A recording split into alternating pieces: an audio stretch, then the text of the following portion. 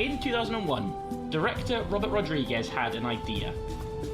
We became tired of Pierce Brosnan's James Bond, and Mission Impossible 2 didn't take the spy genre in the direction we wanted it to.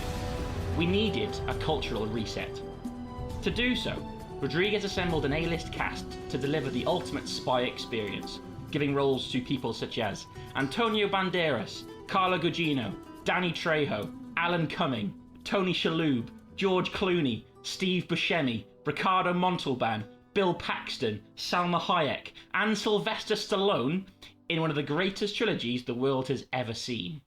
I'm your host Reese, and welcome to the Patreon exclusive Spy Kids podcast. Joining me today are two walking, talking Spy Kids encyclopedias. First up, we've got Jump Online's multimedia manager and Spy Kids meme specialist. It's Sam Comrie. Hello, that was the greatest intro I've ever heard. I mean, it wasn't me. I just had to list the cast, man, and the cast speaks for itself. It's just so good. How are you doing? I'm really good. I've been looking forward to this all day. Me too, man. And joining us today, making her Jumpcast debut, one of our Jump Cut Studios producers, we have Daisy Edwards. Hello, Daisy. Hi, Reese. How are you? Thank you for having me. Oh, by all means, happy to have you on here. Yeah, really well, thank you. As Sam said, also very, very excited about recording this today. Yeah, because we need to reveal that because this is our Patreon podcast, you are a treasured Patreon subscriber, and you are the reason why this is happening today. So thank you for bringing it to the table. No worries at all. So I've been racking my brain for ages how to kind of structure this episode, and you guys saw the message in the group chat literally last night, where I realised what I'm going to do to kind of organise the episode. And the structure was staring me in the face the entire time. Because in Spy Kids 2, The Island of Lost Dreams, we are reintroduced to Alan Cumming's Floop with a certain song. Now, at this point, we've got a choice. So we could either edit in the song here, Sam, our editor, could do that, or Daisy, could you do us the honours? Oh God, this is good. It's going to sound so awful without music, though. I don't think it was a song that was built for an a cappella version. I don't know. Maybe if you'd have told me to have a wine before, I might have been okay. We don't have to. We don't have to. Out. I'm sorry. That's absolutely Maybe fine. Maybe next time, if there's like a live podcast or something, maybe I'll get the nerve to do it. We will do that. When Spy Kids 5 comes out, we'll return and we'll bring it back. So, Editor Sam, at this point, can you please just put the start of the song in right now? Of course. Who? What? When? Where? Who? What? When? Where? And why? Did I delight in? What? Do I intend to find this time? So, 5 simple questions. Who, what, when, where, and why. All about Spy Kids. Though that is our structure, we're going to answer those 5 questions today. Starting with Sam. Who is your favourite Spy Kids character? It's got to be Junie, because he's got the best arc out of all the characters, I think. As in, like, a superhero arc? Kinda, because like in the first one, it's like is this little kid. He's got warts and he's got like these colourful plasters that I always thought were really cool. Because like we don't have plasters like that in the UK. No, we don't. And he like evolves into this spy. And then the second one is like trying to get like girls' emails and stuff. And then in the third one, he's got an Iron Man suit and like he's kind of in like a Blade Runner universe at the start with his Ryan Gosling outfit. I think he's the most interesting out of them all. He's an icon. He is an icon. He's an absolute icon. I think he's the funniest character of the two of them. Very really. And he's my favourite as well, because I think when I was a kid, seeing a ginger main character was so rare that I was like, that's me. Daisy, who is your favourite character? Oh, it's going to be so cliche, but mine was Carmen. Of course. Why? Well, I think it's the same idea that you guys had in terms of like when you're a kid watching these films, like they're kids too. So you automatically relate to them, but you see them doing all of this cool stuff. So you automatically just want to be them. Yeah. So I think there's definitely that same sort of connection there. But I did just want to give a little shout out to Gertie Giggles from 2. Gert Giggles is really cool. Like, I just watched number 3 Fly today, around and like, with pigtails is just immense. oh, when she rocks up in number 3, like flying through the treehouse door, that is cinema. That is pure iconic cinema. What are our thoughts on her brother, Gary Giggles, as a character? I'm not a big fan. No, but it works. That's the point of him, right? And I think it works as a sort of friction for Junie, especially because Carmen obviously has a crush on him. Yeah. So it's kind of fun to see that they've got the family ties, but when it comes to like him being in the scenario, like Carmen basically just doesn't give a crap about Junie, basically. He's That a is punk. true. He is like, I never liked it. I didn't like the fact that he, like in Spy Kids 2, when he's trying to show off he's got his prototype watch, doesn't fucking work. I'm like, you're a little bitch, mate. You're a little He bitch. can't even Gary Giggles. dance. He can't dance. When does he dance? Spy Kids 2 is like, yeah, can I dance with your daughter? And then turn Oh, around and is like, yes. do you know these dancing styles? I think not, kid. But I mean, if you're faced with Gregorio Cortez, I would also fail to perform because he is just an absolute dream of a man. What a man. So he's both. I mean, their parents are both amazing, aren't they? The two just love. When I was thinking of my favorite character, I was also thinking about Ingrid because she's just amazing. She is absolutely class. When they sort of introduce them, obviously at the beginning, you don't know they're spies, and then they come down and they have like their computers that are like the makeup desk. I mean, I would really want that now. I mean, to be fair, that start of Spy Kids 1, when she tells the stories of the spies who fell in love, was really good cinema. That's actually like really well made, and it introduced the characters really, really well. And Carla Gugino is just what a woman anyway. But yeah, it's absolute quality stuff. He had like 3 different wigs just in like one scene. Oh, It was just seamless, mate. It's absolutely seamless. We'll probably get into it, but like I think Spy Kids 1's like the most like quote unquote cinematic of the 3.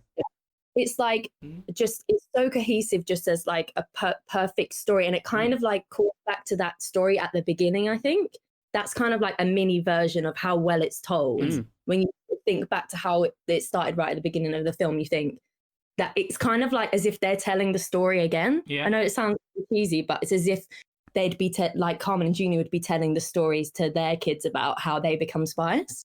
I can see that. Apart from they don't fall in love, obviously, because that'd be weird.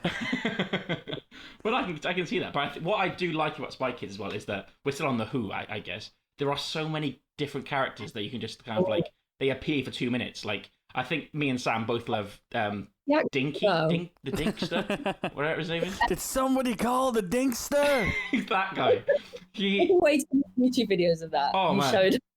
It is just so funny. And like, it's Bill Paxton as well, who is an absolute treasured icon. We do miss Bill Paxton. And he's in it for maybe 2 minutes across both films he appears in. And yet, he gives that character 110%. It's all you need. It's all you need. I know. He's an absolute icon. But I think that's Who completed. What is our next question? And for me, there is a correct answer to this question. So I'll start with you, Daisy, this time. Oh, great. What is your favourite gadget across all 3 Spy Kids films?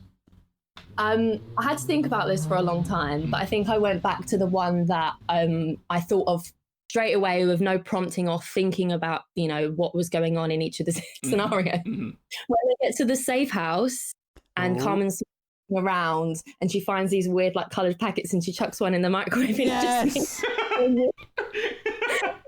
With the runner-up is when they're in the Dragonfly, whatever it is, and she brings out the lunchbox and it's just a McDonald's. Yeah. So, that's like the little runner-up. But yeah, anything that can make food that quickly would just, I'd pay good money for that. Based on the reaction, Sam, is that the same gadget for you? Yeah, of course it is. Who doesn't want like an instant like Big Mac? I mean, amazing. I was going to throw out Ralph from Spy Kids 2. I was thinking about Ralph for a long time. Because, like, he's the perfect little gadge. Like, he just flies around, does what you want him to do, spies on stuff. It's just, he's such an iconic little dude. Yeah. But we didn't feel like we got enough of him. I think no. he was where he shone the most, but it would have been nice if he was like maybe introduced in 1 as well. Because he appears in 3, and he only is in the bit when he fights the spider gorilla dude, like at the start, and that's it. I'm like, he's always useful. Ralph should always be used. If we're picking runner-ups, I would have to go for the the gloves that he has at the beginning of Spy Kids 2 to climb the roller coaster. Really? That predates Mission Impossible Ghost Protocol. They did it first. But do you want the gloves or do you want the Giggles' like fancy shoes? Nah, I want the gloves. Like, imagine being Spider-Man. That's what you're getting with that experience. I get it. I can see what you're saying. Because I think when it comes to Spy Kids, like as a kid, I used to love things like Alex Rider and all the gadgets in Alex Rider, like the book, not the TV show, were amazing. Like when they like kind of reused a Game Boy to become like this multi-tool gadget was just the greatest thing ever. So seeing all the way they kind of creatively use gadgets for kids, you know, like giving them like chewing gum that's electric and all that stuff. What I was thinking about, because it's just so like silly, but it works. That's ridiculous. And it comes again and again. Yeah, it does. It's like they use it in lots of different variety of ways, because it's like we can't kill them, we can't shoot them, so we can, you know, fry their brains, I guess. But going back to the rehydrator microwave gadget thing, I didn't realize till today that didn't they nick that from Back to the Future? Am I wrong? They did. The pizza hut thing that they have in part 2. Yeah. So I was like, can we attest it to be like a Spy Kids gadge if it was already in Back to the Future? Maybe it's a homage. It could be a homage. Let's give them the benefit of the doubt and say it's an homage because it's such a cool gadge, and everybody wants a free McDonald's from a packet, you know. She had so many like choices there. You don't know what else there was. But I wanted her to go back. Maybe there could just be a spin-off of them just chilling out in the safe. A YouTube channel where they just... exactly. But I think it would. Safe houses. But I remember the packet, wasn't it just like red and yellow? And that was all. I guess that's Mackie's colours, isn't it? But... Yeah. I wonder how much they paid to be in that. I know. Well, in the second one, it's even more obvious, isn't it? It's like the McDonald's logo is like right there on the front of the chips. Like they got bare cash for that product placement. Maybe they got a deal where there was like a Happy Meal toy for the film.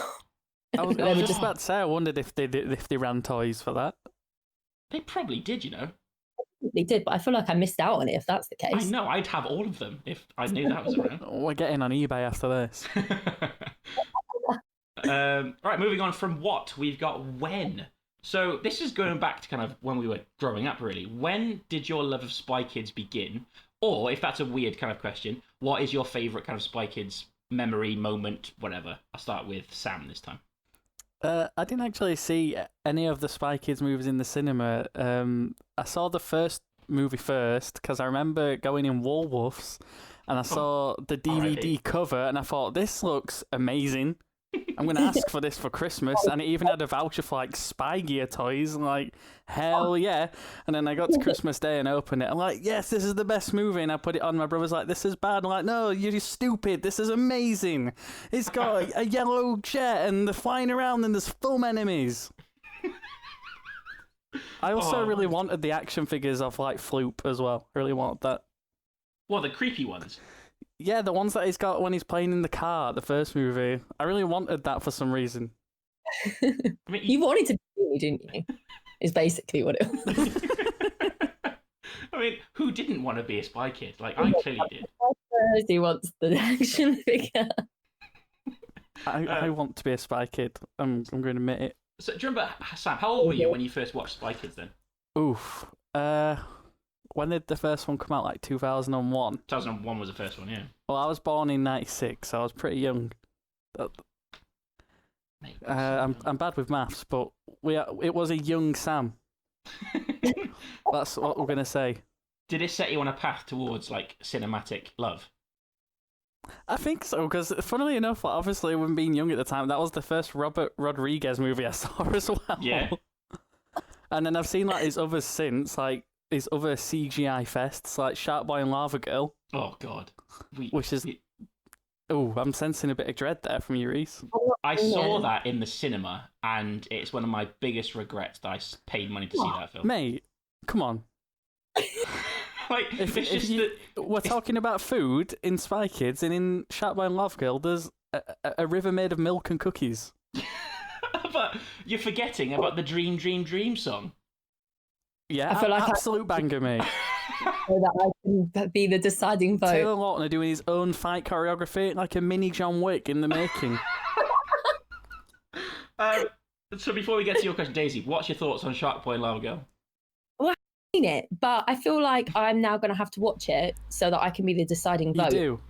between both. You definitely should, because it is a weird kind of like companion, isn't it, to Spy Kids? It is, yeah. In that it's the same kind of like 3D cartoony style of Spy Kids 3. So When did it come out? Ooh, like 2005? 2005? I was Yeah. gonna say 5, yeah. But then Interesting. if we think about like Rodriguez's what's it called, filmography, Mm. he's bizarre, isn't he? Like how did he go from Dusk Till Dawn to Spy Kids? I did think that because all the films he'd made prior to that, like Desperado and El Mariachi, all these like low budget kind of like crime thrillers with Antonio Banderas in like a few of them, and then he must have just thought the kids' cinema market. This is the one. It's now made me think, because I was going to say about sort of my earliest memory is like, I'm pretty sure, you know, like on the last day of school or the last week, the teachers used to be like, oh, everyone bring in a DVD and we might watch one. When we always watch one, they're like, we might watch one. I'm pretty sure I always used to bring in Spy Kids. Can you imagine if the teacher just didn't know anything about it and just picked up the case and was like, directed by Robert Rodriguez? The director of Sin City. Like, what?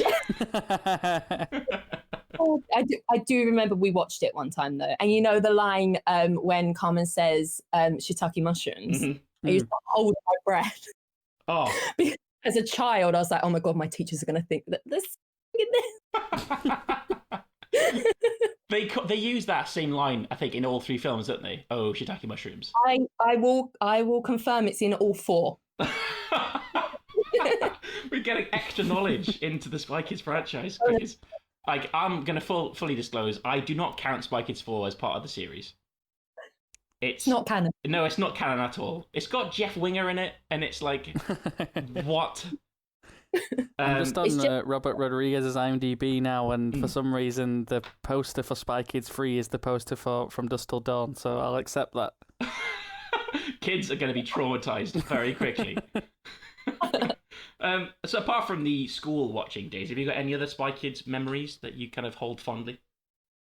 I just remember, I think number 2 is the one I watched the most. I just remember wearing that DVD out, like completely, watching it constantly, and all of like whatever special features were on there as well, which I used to do as a kid all the time. Clearly, I knew that I wanted to like work in film before I actually knew what I wanted to do.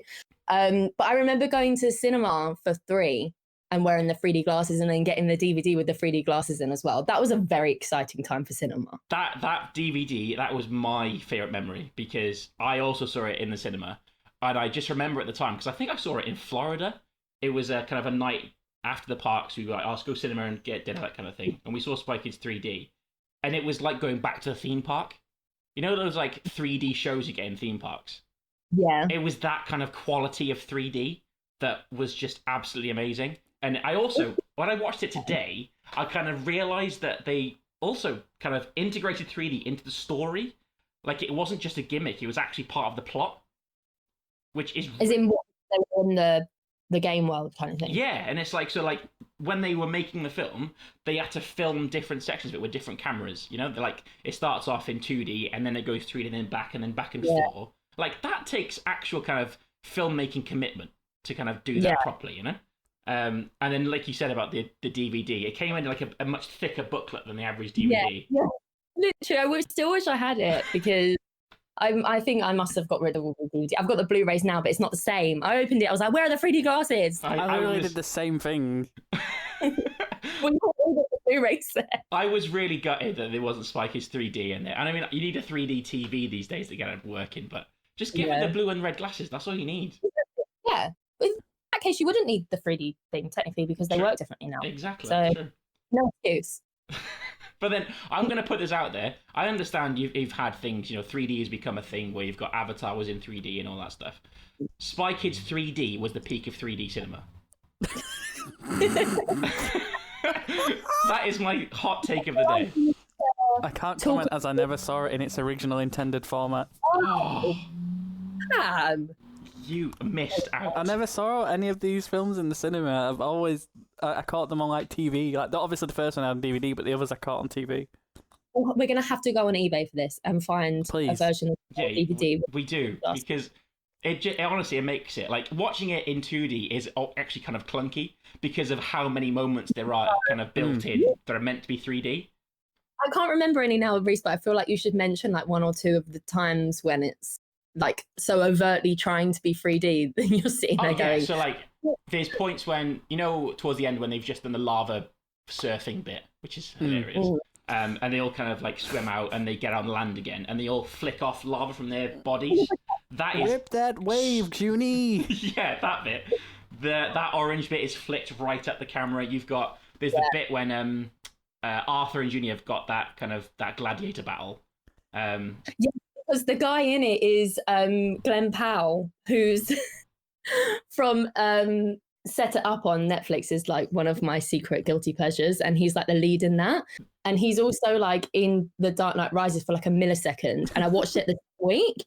So I watched Dark Knight Rises, I was like, oh, that's Glenn Powell. And then I watched Spy Kids 3D, and then he was the child. I tweeted it, and he liked it. So that's my little anecdote for you guys about Glenn Powell. I was like, I knew I recognised Glenn Powell.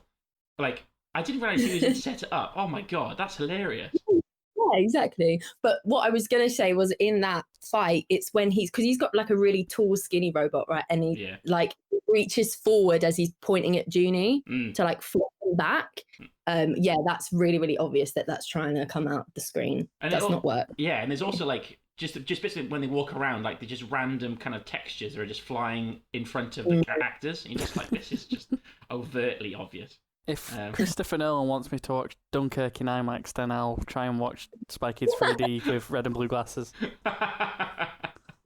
Robert. Honestly, it's worth watching it because it is, like I said, it is the beginning and ending of 3D cinema because no film has ever been able to match it. Avatar, great world, Nate, but you haven't got bits of bolts flying at the screen, have you? So. The world in Spy Kids 3D though is infinitely more interesting than anything in Avatar. Well, funny you mentioned that because that's a great segue to question 4, our where question. Where would you like to visit from each of the films? Either Floop's Castle, the Island of Lost Dreams, or the Game Over world? I'll go with Days this time. I think Sam you said last time. Mm-hmm. Yeah, I think from our discussion, I was thinking about it before as well. I think it's going to be the Game Over world because there's just so many more possibilities there. Mm-hmm. Like those are different levels, everything's a bit different, and you can just do stuff in there that you can't do outside. So I thought that would be a good choice. Obviously, I'd like to do a whistle stop tour of all, maybe one day. But I think that would be my choice. I think if I could guarantee that I wasn't going to get turned into a Foogly, I would probably like to see Floop's Castle. But then the Island of Lost Dreams, I think I want to go see Steve Buscemi. I'll be honest, but apart from that, I don't see the appeal of what like the island trying to kill me all the time. But are they not tame now? Say again. They'll be tame now. They're tame now. Like he's won them over and he died after them now. But still, I mean, it'd be nice for like if you want like an island getaway, holiday, and then every so often you see half cat, half fish. Yeah. But I don't think it's got quite the thrills now that the animals aren't trying. It's kind of like Jurassic Park if actually all the dinosaurs were safe. It wouldn't be as fun, really, would it? Let's be honest. It wouldn't make good films either. So are you saying that if Jurassic Park was real, you'd want to go to a Jurassic Park where it's like chaos? Theoretically, I guess. I've made that decision because I feel like it would be a bit more thrilling. But the thing is, it was a bit of a bad example because obviously the dinosaurs can kill you.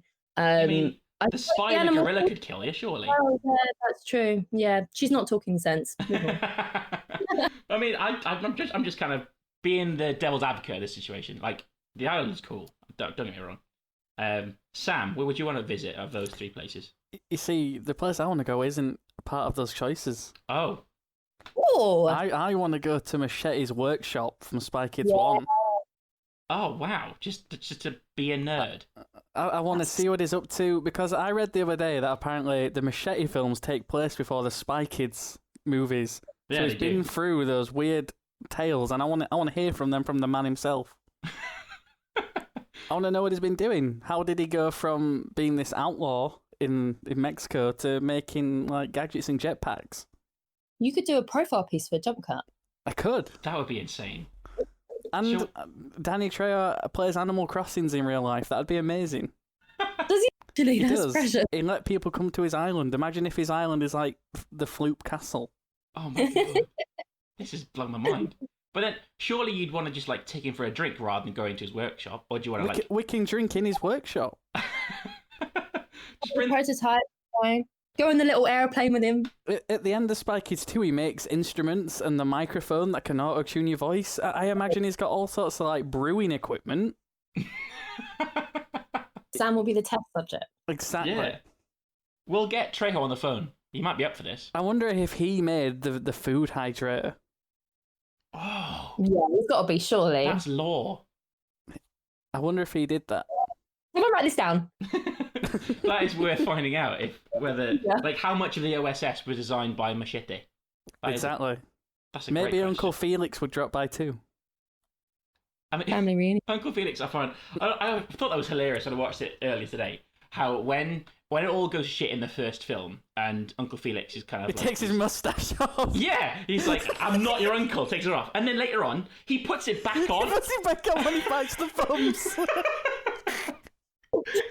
Why? It's literally like a device to be like, I'm not your uncle. When he bites the thumbs, it's quite gritty because they like drag him away and then one of them appears in front of the camera and turns it Yeah. off. It's like Kick-Ass. It is. Menace, I don't know, but it did. Honestly, like Felix was such a bizarre character. He's in every single film, and he has different roles in every single film.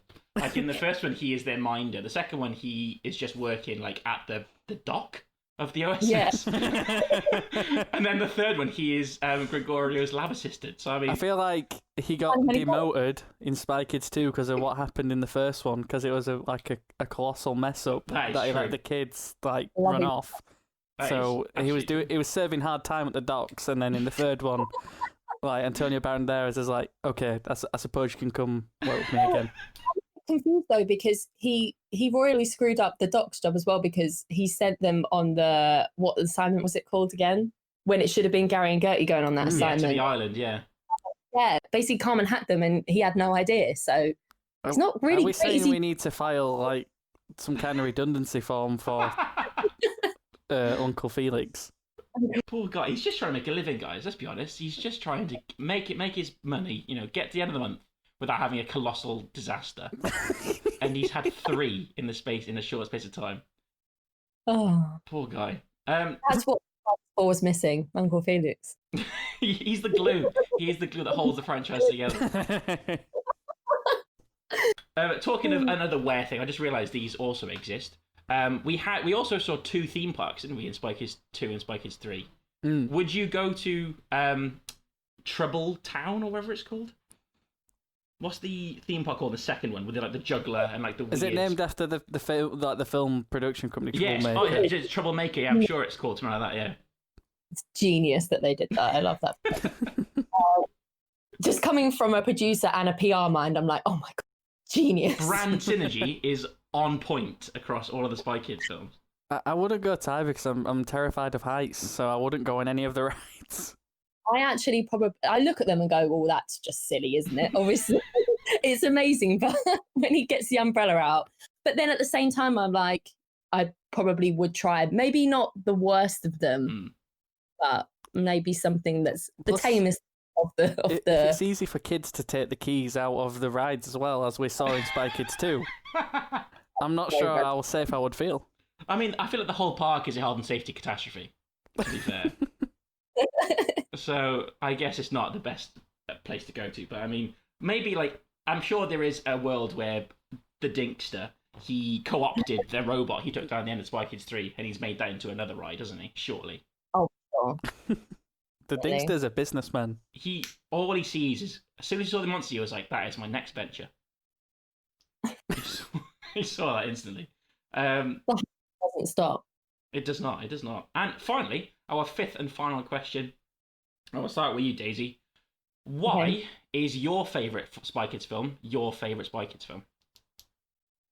This was probably the hardest question, actually. I don't think 3 is a contender. I like 3 for what it is, but it just felt a little bit too far away from like when I first started watching Spy Kids. Then 1 and 2 just felt like a bit more of what I connected with. And 2 holds a special place in my heart because I watched it so many times. I'm surprised the DVD was still intact. But I think 1's the best because, like we were saying before, it's quite a simple story about family, but it's just set in this like super cool spy setting, like you say, that's like homage from loads of places, but it's perfect for kids. And like even as an adult now watching it, I would watch it non-ironically at any point. It's that good.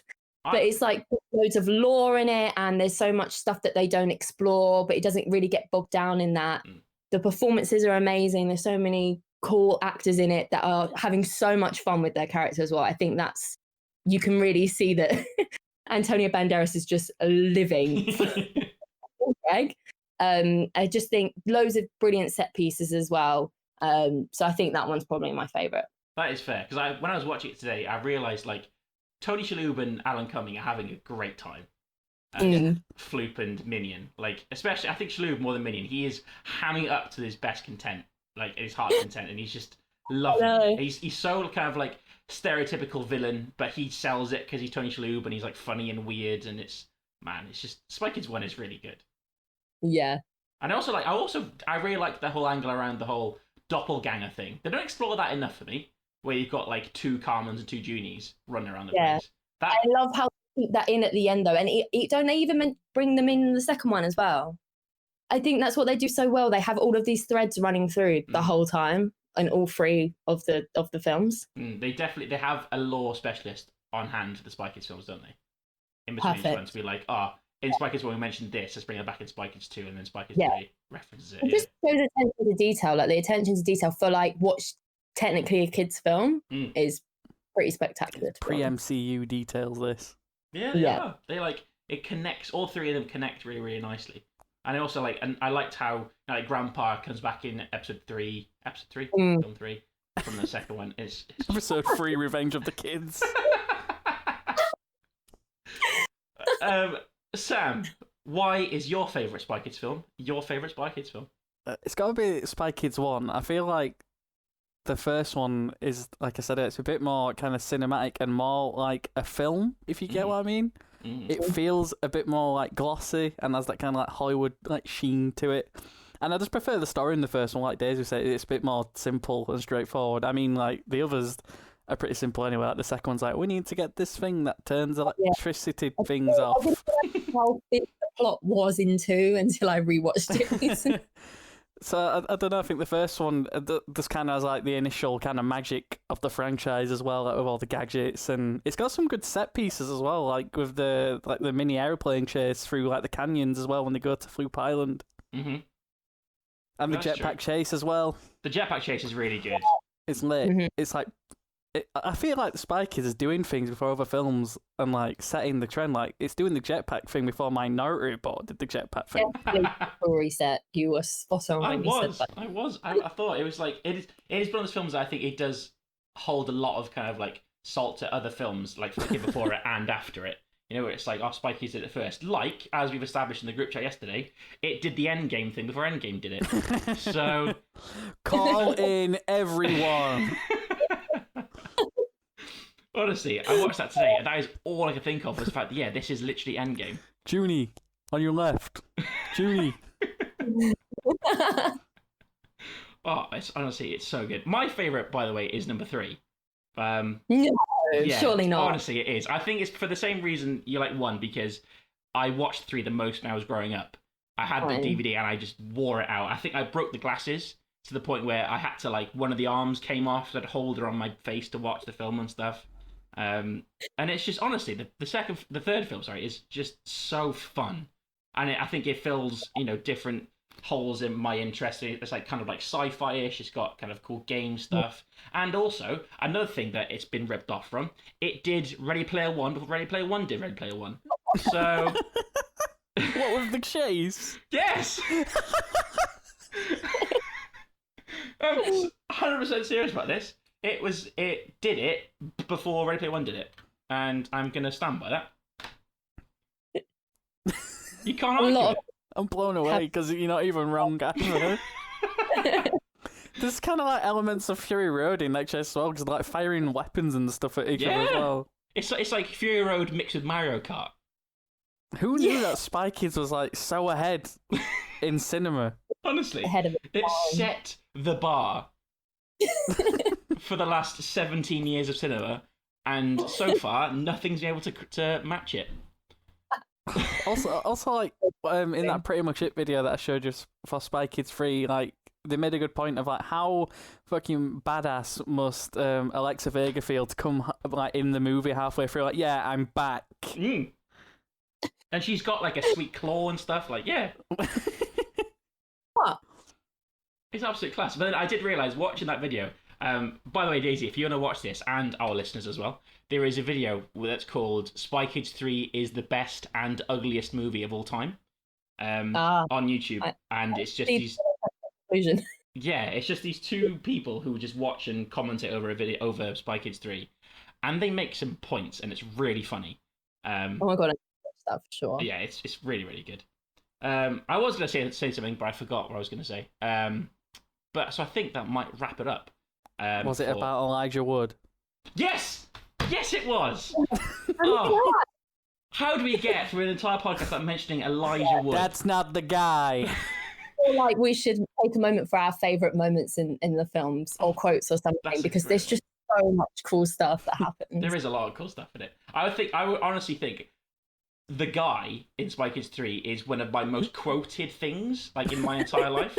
Where if I hear, like, oh, he's the guy, and then I'd be like, he's not the guy. Like, no, but nobody understands the reference. Like, it's so niche, but I love it. So that's my moment. What are your favourite moments? I'll go with Daisy. My favourite moments, because I have to say it every time it comes on screen, is when Junie and Carmen use their names as their passwords. Yes. But there's a bit of contention here because Carmen's name changes from 1 to 2. It doesn't. Really? It does. Like, I've been on the internet and there is debates. But basically, yeah, in the first one, it's Carmen Elizabeth Juanita Costa Brava Cortez. Oh my god. In number 2, it's Carmen Elizabeth Juanita Echo Sky Brava Cortez. No. So way. they're both, people have looked at the subtitles and been like, "What? Why did it change?" Junie is still Junie Rocket Racer Rebel Cortez, though. But then he only says his full name once, so there was no chance to get it wrong, you know? That's very true. That attention to detail may have slipped slightly there. I also realised on Junie's name in Spy Kids 3, the arena he battles in his giant Transformer suit is called the Rocket Rebel Arena or something. Is it? Oh my god! Yeah. Easter egg. Love Honestly, I think we've established today that Spy Kids 3 started and ended cinema. I think is.